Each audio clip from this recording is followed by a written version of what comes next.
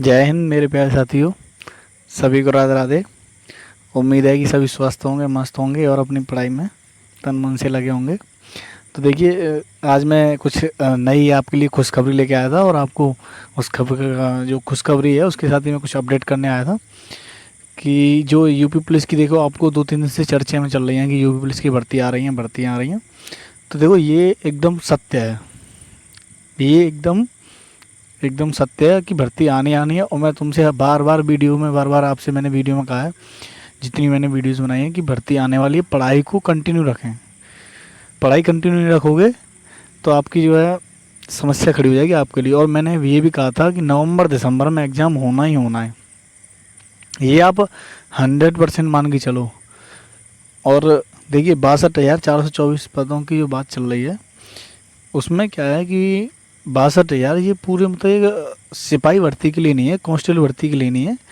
इसमें लगभग 2,500 दरोगा के हैं पद लगभग, और कुछ जेल वार्डन के हैं, कुछ रेडियो ऑपरेटर की हैं वैकेंसी हैं, तो और कुछ एसएसएफ की हैं, कुछ पीएससी की हैं, और ऐसे कुल मिला करके उसमें काफ़ी वैकेंसीज हैं।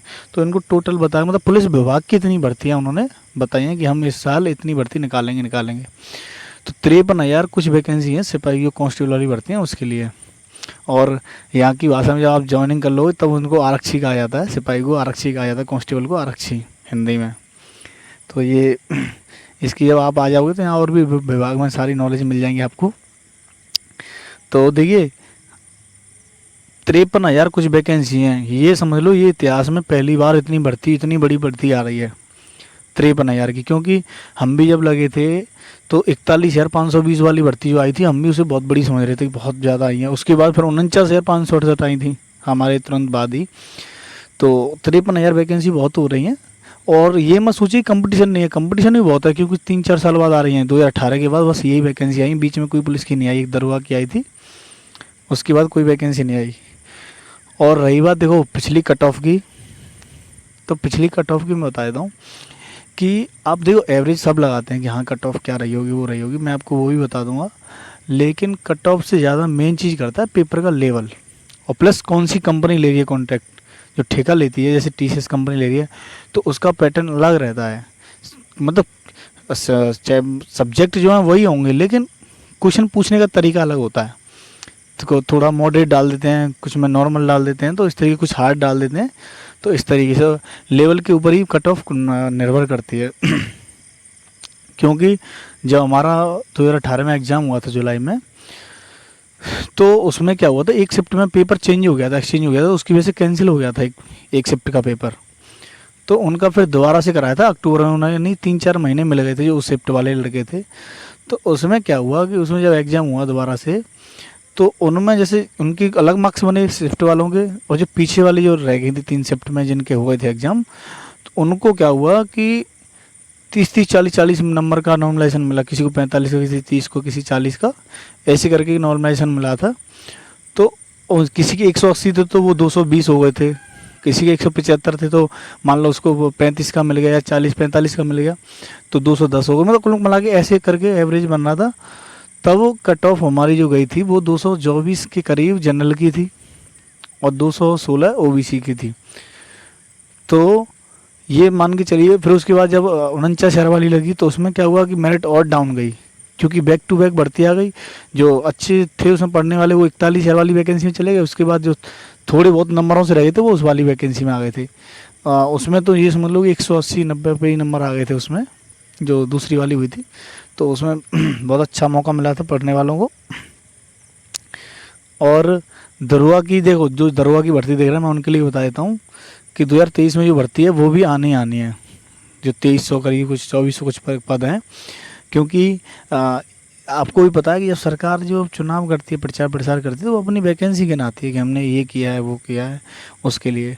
तो मैं आपको बताऊंगा, शेड्यूल की हिंदी, रीजनिंग और मैथ, इनको कंठस्थ कर लेना। कंठस्थ मतलब होता है कि एकदम ढंग से अच्छे से पढ़ लो उसको, क्योंकि यही आपका सिलेक्शन दिलाएंगे ये सब्जेक्ट जो हैं। और जीके है, जीके में आप ये देखो अभी बहुत टाइम है आप पढ़ने के लिए। अगर अब घबराओ, जो कुछ लोगों की क्या है कि जैसे घबरा गए होंगे जैसे इनका सुनते ही, कुछ की अंदर हो जाता है फीलिंग, मतलब ऐसी आती है घबराहट वाली कि अब कैसे होगा अब कैसे होगा। तो अभी टाइम है, आराम से आप एक शेड्यूल से पढ़िए एकदम, एक जिन्होंने सिलेबस कर रखा है वो प्रैक्टिस सेट लगाइए, और जीएस वगैरह पर उस पर ध्यान दीजिए अच्छे से। विलोम शब्द वगैरह वो रिवीजन करते रहो, पर्यायवाची रिवीजन करते रहो, संधि समास जो है और प्रैक्टिस करते रहो। और जो रीजनिंग है उसमें क्वेश्चंस जैसे नहीं आ रहे हैं प्रैक्टिस सेट में से, उनको निकाल निकाल के उनका तरीका देखो अच्छे से करने का, ऐसे ही मैंने करना है।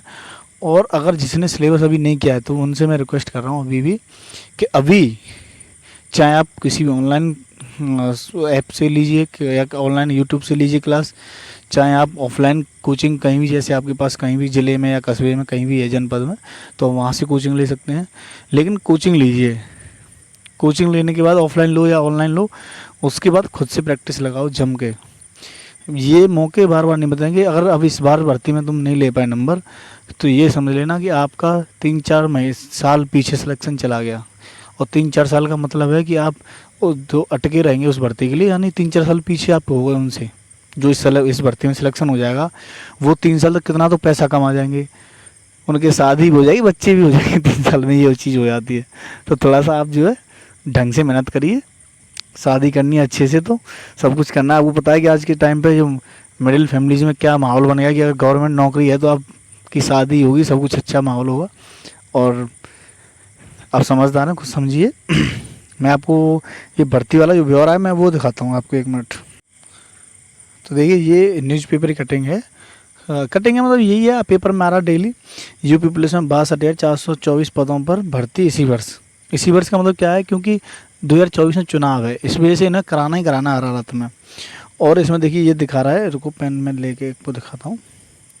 देखिए ये 53,220 वैकेंसी ये रही, ये किसकी हैं, सिपाहियों की या कांस्टेबल कह लीजिए।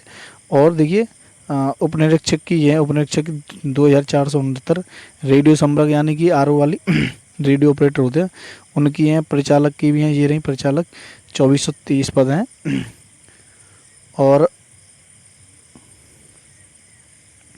और ये देखिए कंप्यूटर ऑपरेटर के हैं, जेल वार्डन के, आप ये जो पढ़ लेंगे। खिलाड़ियों की भी हैं, जो खिलाड़ी होते हैं जैसे उनको स्पोर्ट्स का जैसे नेशनल वगैरह का सर्टिफिकेट होता है तो उनके लिए वैकेंसी निकलती है, अलग से डायरेक्ट भर्ती निकलती है।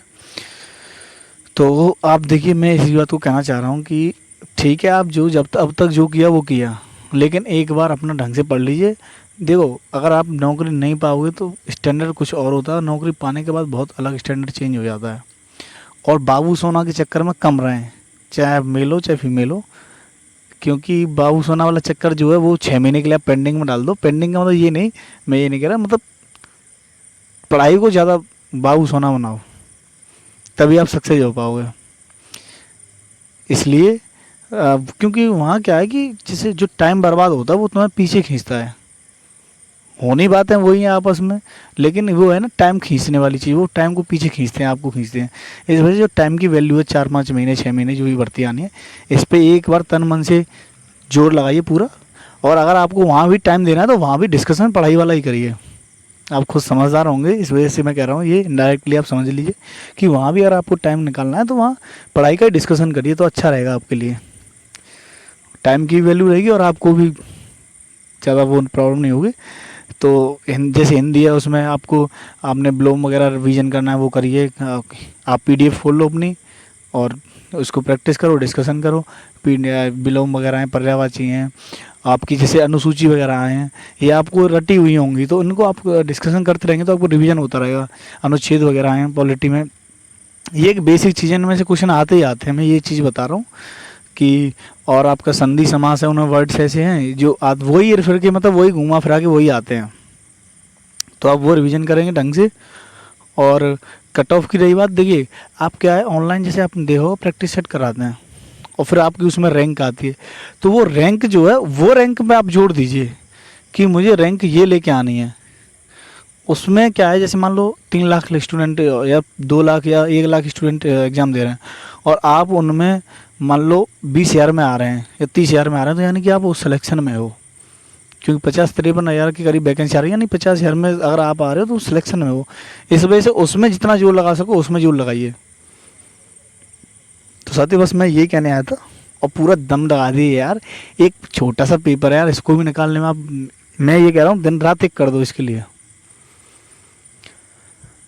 ठीक है साथियों, जय हिंद। मैं यही कहने आया था आपसे। और एक ये जो वीडियो वगैरह लाइक शेयर कर दिया करिए और सब्सक्राइब भी कर दीजिए चैनल को, तो अच्छा लगेगा, मुझे ही फीलिंग अच्छी आएगी। क्योंकि मैं भी देखो भागा दौड़ी करता हूँ, पढ़ाई वगैरह भी करता हूँ, उसके बाद ड्यूटी के बाद मैं थोड़ा बहुत टाइम मिलता है तो मैं आपके लिए ज़्यादा नहीं थोड़ा बहुत मेहनत करता हूँ कि हाँ भाई ये चीज़ आपको ये कर लो तो अच्छा रहेगा आपके लिए।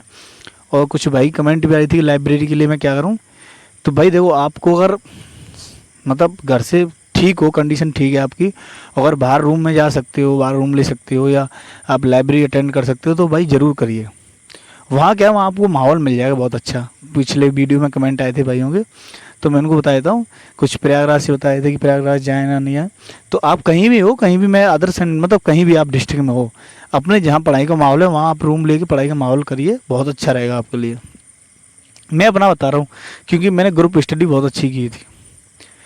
तो बस आपको जो आपको सलाह अच्छी लगे आप वो रखिए, बाकी कोई दिक्कत नहीं। वीडियो नेक्स्ट कर दीजिए, अगर अच्छी लग रही है वीडियो तो आप पूरी देखिए, उसमें आपको अच्छा लगेगा।